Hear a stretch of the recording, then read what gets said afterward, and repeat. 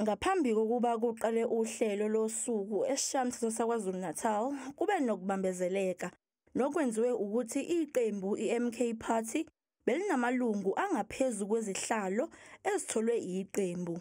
Kanti-ke kubikwa ukuthi kube nokuguqulwa kohlu lwabantu abazomela leli qembu eSishayamthetho ngemzuzu yokugcina, nokholela ekutheni kuqalwe phansi kubizwe amagama amalungu alo leli qembu.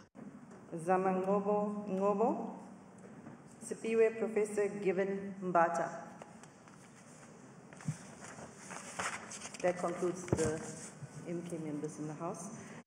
Kube sekuqhubeka ukufungiswa kwamalungu eSishayamthetho sesifundazwe ngokwamaqembu awo. And you raise your right hand and you say, I do, so help me God. Thank you. UNontembeko Boyce we-ANC kanye noMervin Dex we-MK ibona bebeqhudelana kwesukuba usomlomo weSishayamthetho saKwaZulu-Natal. UBoyce unqobe ngamavoti angama-41 kwathi uDex wathola amavoti angama-39. I accordingly declare Nontembeko Nothemba Boyce the Speaker of the KwaZulu-Natal Legislature. UBoyce wethembise ukwenza umsebenzi wakhe ngokuzimisela. Ndibulele ithuba. Ndizibophezele eqhubekeni nokusebenza nani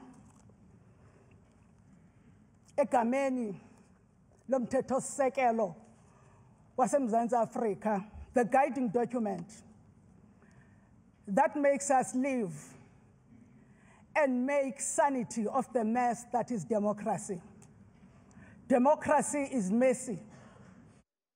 Kanti nokuvotelwa kwephini likasomlomo kuke kwabambezeleka njengoba elinye lamalungu eSishayamthetho lihlatshwe ukugula. Emva kwesikhashana kube sekumenyezelwa ukuthi uMabatho Ntembe we-DA nguye ophume phambili kwesephini likasomlomo weSishayamthetho saKwaZulu-Natal. uNtembe wehlule uIshan Basiyela we-MK ngamavoti angama-40.